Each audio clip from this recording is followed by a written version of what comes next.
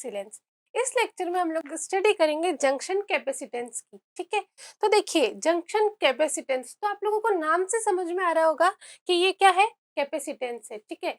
Junction capacitance means PN junction के capacitance, ठीक है। तो देखिए हमारा जो डायोड है वो क्या करता है, कैपेसिटर की तरह भी बिहेव करता है, ठीक है। उसके अंदर दो टाइप के कैपेसिटेंस हमारे पाए जाते हैं। पहला कैपेसिटेंस रहता है डिफ्यूजन कैपेसिटेंस,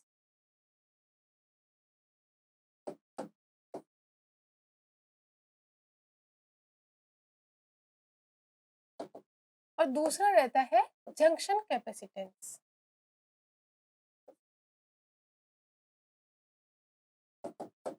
जंक्शन कैपेसिटेंस, ठीक है। देखिए जब हम लोगों ने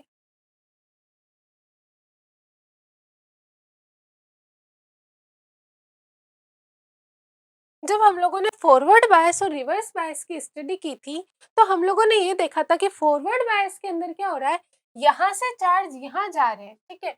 सिमिलरली यहाँ से यहाँ चार्ज जा रहे हैं, ठीक है। तो चार्ज क्या हो रहे हैं, यहाँ के चार्ज क्या हो रहे हैं, यहाँ पर स्टोर हो रहे हैं। यहाँ के चार्ज यहाँ पर क्या हो रहे हैं, स्टोर हो रहे हैं। एक स्टोरेज फिनोमिना आ रहा है, ठीक है। और कैपेसिटर के अंदर भी क्या होता है, चार्ज स्टोरेज कैपेसिटी, हम लोग क्या बोलते हैं, कैपेसिटी। कैपेसिटर के अंदर क्या रहती है, चार्ज स्टोर करने की कैपेसिटी रहती है, ठीक है ना। तो ये फिनोमेना, इसको आप लोग बोल सकते हैं कि हाँ, इसके अंदर चार्ज स्टोर करने की, इसका मतलब ये कैपेसिटर की तरह बिहेव कर सकता है, ठीक है। अब ये प्रोसेस कहाँ हो रही है, डिफ्यूजन की वजह से हो रही है। तो चार्ज स्टोरेज किसकी वजह से हो रहा है, डिफ्यूजन की वजह से हो रहा है, ठीक है। किस बाइसिंग में हो रहा है, फॉरवर्ड बाइसिंग में हो रहा है, ठीक है। तो फॉरवर्ड बाइसिंग में क्या होता है कि जो डिफ्यूजन प्रोसेस ज्यादा होती है, तो ये जो चार्ज स्टोरेज फिनोमिना है ये ज्यादा हो रहा है।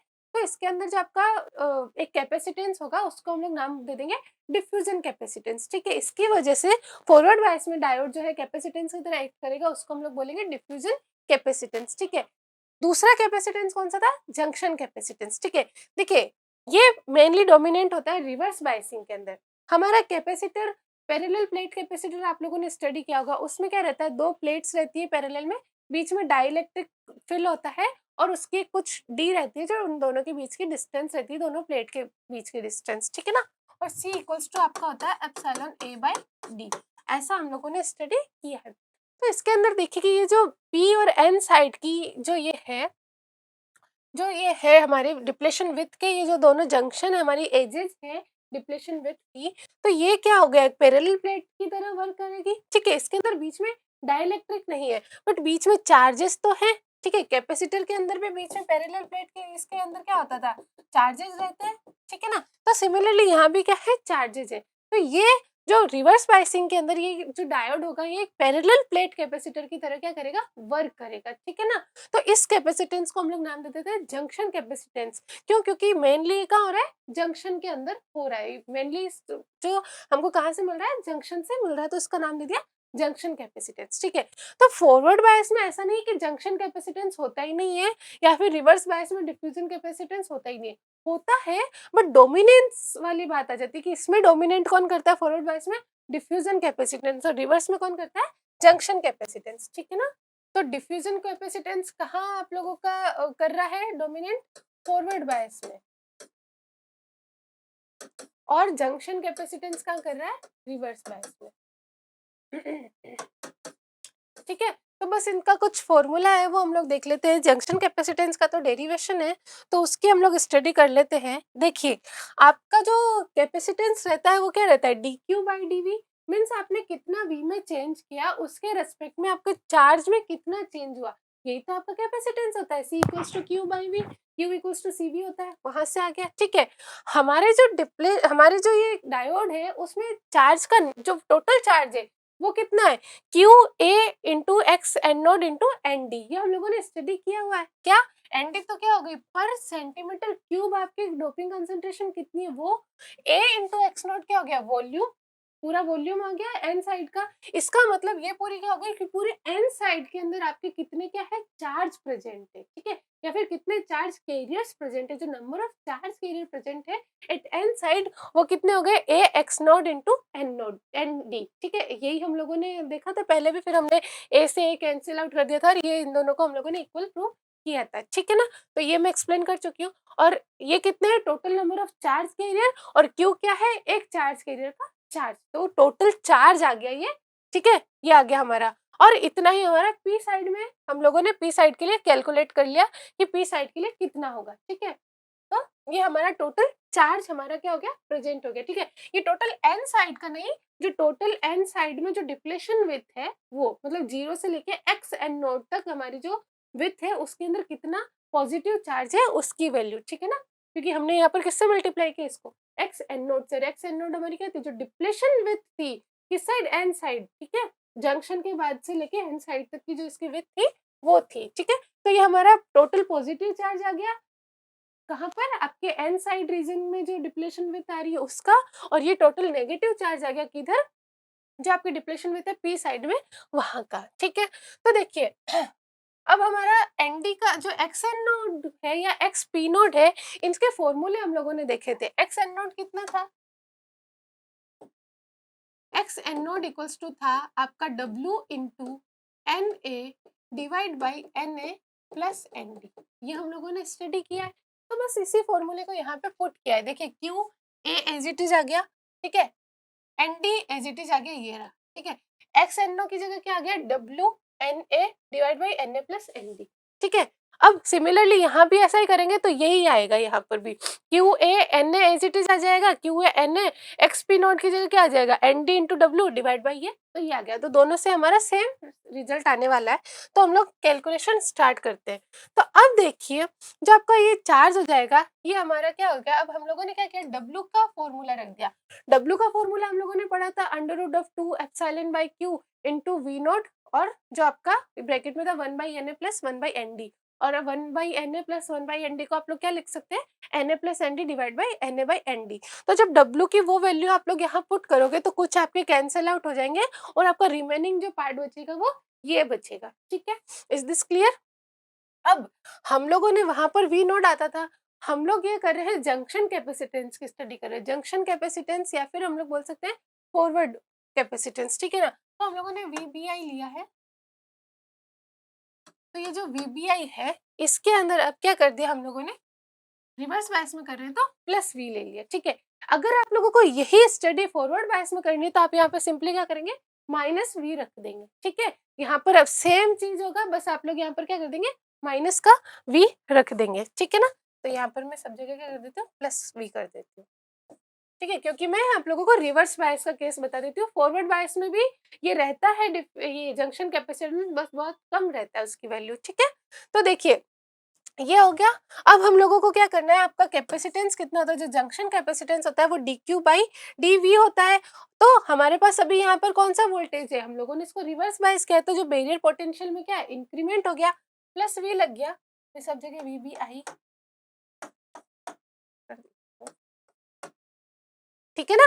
अब क्या करना है, इसको V nought V B I plus V के रेस्पेक्ट में डिफ्रेंशिएट करना है, ठीक है। तो बस आप V B I plus V को एक्स मान के भी कर सकते हैं। तो यहाँ पर ये क्या आ रहा है, अंडर रूट एक्स आ रहा है, ये सारे के सारे कांस्टेंट आ रहे हैं, और अंडर रूट एक्स का कितना आ जाएगा, 1/2 आ जाएगा, रूट एक्स आ जाएगा अपॉन में, तो वही चीज आ जाएगा 1/2 आ गया, और अंडर रूट का अपॉन में एक्स बचेगा, मतलब जो सारे की सारी वैल्यू है वो बचेगी। मतलब ये सारा तो कांस्टेंट हो गया, तो ये तो एज इट इज आ गया, और ये अंडर रूट में अपॉन में आ जाएगा, तो ये अपॉन में आ गया, ठीक है। तो ये क्लियर हो गया। और अब क्या करेंगे हम लोग, इसके अंदर इसको कुछ ऐसे अरेंज करेंगे कि इसको जो ये है हम लोग इस फॉर्मेट में लिख सकें, ठीक है। हम लोगों ने क्या किया, इस 2 को अंदर ले गए अंडर रूट के, तो ये 2 को अंदर ले जाएंगे तो क्या हो जाएगा, 4 बन जाएगा, ठीक है।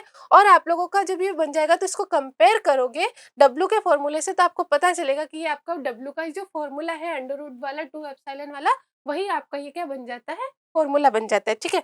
तो आपका ये फॉर्मूला बनता है। तो इसमें से देखिए ये जो हो गया एप्सिलॉन ए जो हो गया वो बाहर आ गया, और ये रिमेनिंग आपका 1/W बचता है। तो आपका जो जंक्शन कैपेसिटेंस का फॉर्मूला होता है वो क्या हो जाएगा, एप्सिलॉन ए बाई डब्ल्यू, ठीक है। डब्ल्यू हमारी क्या है, डिप्लेशन विथ है। तो आपका जो जंक्शन कैपेसिटेंस है, जो जंक्शन कैपेसिटेंस है उसका फॉर्मूला कितना आ गया, एप्सिलॉन ए बाई डब्ल्यू, ठीक है। तो ये Cj जो है वो इनवर्सली प्रोपोर्शनल है W के। मतलब आपकी डिप्लेशन विथ अगर इंक्रीज होगी तो आपका क्या हो जाएगा, जो कैपेसिटेंस है, जंक्शन कैपेसिटेंस, वो क्या हो जाएगा, डिक्रीज हो जाएगा। ठीक है, क्योंकि अब क्या हो रहा है, उसकी विथ W, ये W के इनवर्सली प्रोपोर्शनल। हम लोगों ने पैरेलल प्लेट कैपेसिटर में भी ये सारी चीजें स्टडी की है। ठीक है ना, जब आपका डी इंक्रीज होता है तो कैपेसिटेंस क्या हो जाता है, कम हो जाता है, क्योंकि अब कैपेसिटीज की कम हो गई है। ठीक है, तो ये आपका, और हम लोगों ने ये भी देखा है कि जो W होता है वो हमारे बैरियर पोटेंशियल के प्रोपोर्शनल होता है, या फिर जो भी हम अप्लाई करते हैं, जो जंक्शन के अक्रॉस जो पोटेंशियल रहता है उसके प्रोपोर्शनल रहता है, उसके अंडर रूट के। ये हम लोगों ने स्टडी किया है। तो आपका जो जंक्शन कैपेसिटेंस है वो भी क्या हो जाएगा, अंडर रूट ऑफ इसके इनवर्सली प्रोपोर्शनल हो जाएगा। ठीक है, तो अब अगर आप लोग ये बढ़ाएंगे, ये इंक्रीज करेंगे, अगर जो बैरियर पोटेंशियल है, वो जो जंक्शन का वोल्टेज है वो इंक्रीज करेंगे, तो आपके जंक्शन कैपेसिटेंस में क्या आएगा, डिक्रीमेंट आएगा, वो क्या होगा, डिक्रीज होगा। ठीक है, तो वही स्टडी हम लोग यहाँ पे ग्राफ में देख लीजिए कि जो जंक्शन कैपेसिटेंस है रिवर्स बायस के अंदर क्या हो रहा है, इस साइड में जैसे जैसे आपका रिवर्स बायस इंक्रीज हो रहा है वैसे वैसे क्या हो रहा है, इसकी वैल्यू डिक्रीज हो रही है। ठीक है ना, इसकी वैल्यू क्या हो रही है, डिक्रीज हो रही है। ठीक है, तो ये हो गया आप लोगों का जंक्शन कैपेसिटेंस। और जो आपका डिफ्यूजन कैपेसिटेंस होता है उसका फॉर्मूला सिंपली होता है dq बाई dv। ठीक है, अब उसके अंदर क्या हो रहा है, हमारा फॉरवर्ड बायस हो रहा है। जब हम लोग फॉरवर्ड बायस की स्टडी करते हैं तो क्या हो रहा है, जैसे जैसे आप लोग वोल्टेज इंक्रीज करेंगे वैसे वैसे क्या होगा, नंबर ऑफ होल्स यहाँ पर क्या हो रहे हैं, ज्यादा जाएंगे। ठीक है, नंबर ऑफ होल्स यहाँ से ज्यादा जाएंगे, क्योंकि हम लोगों ने देखा था ना e to the power QF by KT आता है। ठीक है ना, तो किस पे डिपेंड करता है, वो VF पे डिपेंड कर रहा है। तो जितना ज्यादा VF होगा उतने ही होल्स यहाँ से क्या जाएंगे, इधर डिफ्यूज होंगे। तो यहाँ पर ज्यादा, इसका मतलब यहाँ की जो चार्ज स्टोरेज कैपेसिटी वो क्या हो रही है, इंक्रीज हो रही है। ठीक है ना, तो इसका मतलब आपने V में कितना चेंज किया, उसके रेस्पेक्ट में यहाँ का जो चार्ज है वो कितना चेंज हुआ, तो वो आपका आ जाएगा डिफ्यूजन कैपेसिटेंस। ठीक है ना, तो यही आपको इसमें शो करना है। ठीक है, तो ये आप लोगों का हो गया कैपेसिटेंस, जो आपका डायोड है वो जो कैपेसिटर कैसे वर्क करता है उसकी स्टडी। एक हमारा टॉपिक और है इसके अंदर, that is switching characteristic. Diode की कुछ स्विचिंग कैरेक्टरिस्टिक्स रहती है। देखिए, हम लोगों ने डायोड का फॉरवर्ड बायस पढ़ा, हम लोगों ने रिवर्स बायस पढ़ा।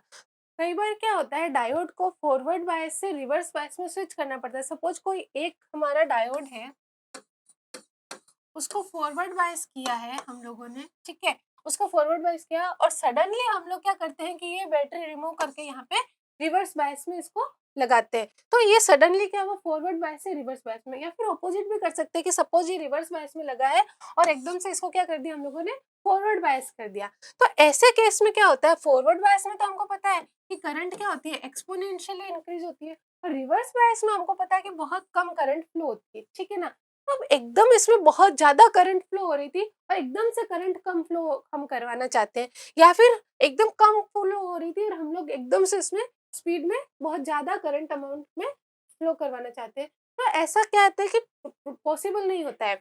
ये जो कम करंट अगर फ्लो कर रहा है तो उसको हाई जाने में थोड़ा सा टाइम लगता है, या फिर ये जो हाई करंट है उसको एकदम लो आने में क्या करता है, इसको टाइम लगता है। ठीक है ना, तो इस टाइमिंग को हम लोग ये स्विचिंग कैरेक्टरिस्टिक में से इसको रिवर्स से फॉरवर्ड में या फॉरवर्ड से रिवर्स में फॉरवर्ड से रिवर्स में स्विच करने में कुछ टाइम लगा। ठीक है, तो उसकी वर्किंग में आने में इसको क्या लगा, टाइम लगा।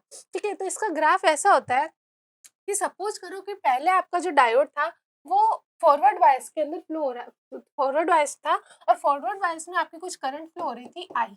ठीक है, अब इस टाइम पर हम लोगों ने क्या किया, इस टाइम पीरियड पे हम लोगों ने उसको क्या कर दिया, रिवर्स बायस कर दिया। ठीक है, तो रिवर्स बायस करते, अब हमको पता है रिवर्स बायसिंग में क्या होगी, आपकी करंट क्या होगी, बहुत ही कम फ्लो होती है। ठीक है, तो बहुत ही कम फ्लो एकदम से नहीं होगी। अब क्या होगी, जैसे ही आप लोग, अभी ये करंट क्या हो रही थी, P2N फ्लो हो रही थी। ठीक है, अब जैसे इसको रिवर्स बायस करेंगे ना तो क्या होगा, इतने ही अमाउंट की करंट आपके N2P फ्लो होगी। मतलब पहले इसको यहाँ पर अब N2P कम फ्लो होना था, बट क्या होगी, ये बहुत ज्यादा फ्लो होने लग जाएगी। ठीक है, तो उतने ही अमाउंट की क्या हो जाएगी, रिवर्स डायरेक्शन में करंट फ्लो होने लग जाएगी। ठीक है, कुछ टाइम तक तो ये क्या रहेगी, करंट कांस्टेंट रहेगी N2P डायरेक्शन के अंदर। ठीक है, कुछ टाइम तक तो ये रहेगी, इसको बोलते हैं स्टोरेज टाइम। ठीक है, इसको बोलते हैं स्टोरेज टाइम। स्टोरेज टाइम हो गया, ठीक है।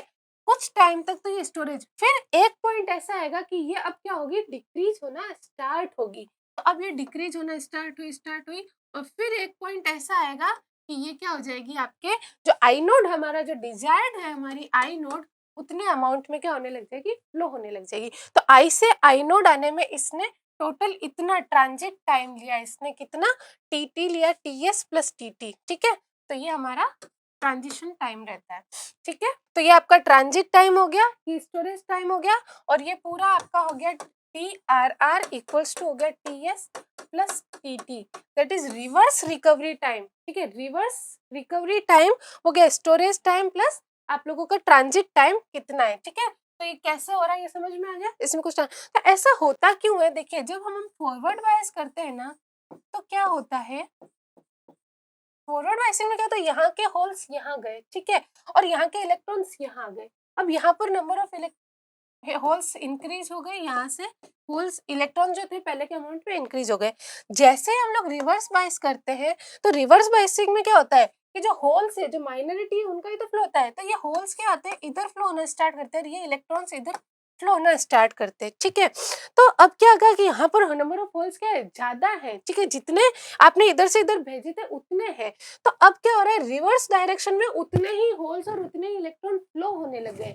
जितने होल्स पहले P2N फ्लो हो रहे थे, उतने ही होल्स अब क्या होने लगे, N2P फ्लो होने लगे। और जितने इलेक्ट्रॉन्स पहले N2P फ्लो हो रहे थे, अब उतने ही इलेक्ट्रॉन्स क्या होने लगे, P2N फ्लो होने लगे। तो उतने ही अमाउंट की करंट क्या हो गई, आप लोगों के रिवर्स डायरेक्शन के अंदर फ्लो होने लगे, ठीक है। उसके बाद क्या रहा, ये इधर आ गए, जितने एक्स्ट्रा होल्स थे, मतलब इसके अंदर पहले से कितने होल्स थे, Pn थे, और एक्स्ट्रा कुछ होल्स आए, वो जो एक्स्ट्रा थे वो सारे के सारे अपने इधर फ्लो इधर आ गए, और जो भी इधर के जो एक्स्ट्रा इलेक्ट्रॉन थे वो इधर आ गए, ठीक है। अब इसके अंदर भी Pn हो गया, इसके अंदर भी Np फ्लो होने लग गया, ठीक है। तो जब तक ये Pn और Np नहीं होगा, तब तक ये क्या रहेगी, कांस्टेंट रहेगी। मतलब जैसे हमने रिवर्स डायरेक्शन किया, तो ये इधर इधर आने लगे, ये होल्स इधर आने लगे, ये इलेक्ट्रॉन्स क्या आने लगे, इधर आने लगे, तो ये नेगेटिव डायरेक्शन में फ्लो होने लगी। फिर क्या होने लगा, रिकॉम्बिनेशन होने लगा, और ये इलेक्ट्रॉन और होल वापस क्या होने लगे, अपने जो अपने अपने पेरेंट रीजन है वहां पर ये जाने लगे। तो उसमें कुछ टाइम लगेगा, ऐसा तो है नहीं कि सारे के सारे होल एक साथ चल जाएंगे, तो उसको बोलेंगे स्टोरेज टाइम, ठीक है। उतने टाइम तक क्या हुआ, ये होल्स यहीं पे स्टोरेज रहे, इतने इलेक्ट्रॉन स्टोरेज रहे, मतलब इनको आने में पूरा, मतलब एक्स्ट्रा होल्स को इधर जाने में टाइम लगा, एक्स्ट्रा इलेक्ट्रॉन को उधर जाने में टाइम लगा। जैसे ये चले गए, अब क्या होगा कि आपकी जो करंट होगी वो डिके होना स्टार्ट होगी, और जैसे ये सारे एक्स्ट्रा जब रिकम्बाइन हो जाएंगे, सारे आपके फिर से इसमें एनपी और पीएन आ जाएंगे, तब अब क्या होगी, आपकी जो एक्चुअल में जो प्रोसेस हो रही थी वो होना स्टार्ट हो जाएगी, और आपकी जो करंट है आई नॉट वो फ्लो होना स्टार्ट हो जाएगी। तो ये होता है आपका रिवर्स रिकवरी टाइम या फिर स्विचिंग कैरेक्टरिस्टिक्स इसका रहता है, ठीक है। तो ये था आपका, और ठीक है, नेक्स्ट लेक्चर के अंदर हम लोग इनडायरेक्ट एंड डायरेक्ट सेमीकंडक्टर के बारे में स्टडी करेंगे, एलईडी के बारे में स्टडी करेंगे, और फिर हम लोग एक और लेक्चर के अंदर सोलर डायोड और फोटो डायोड के बारे में स्टडी करेंगे, solar cell and photo diode के बारे में, ठीक है। Thank you so much.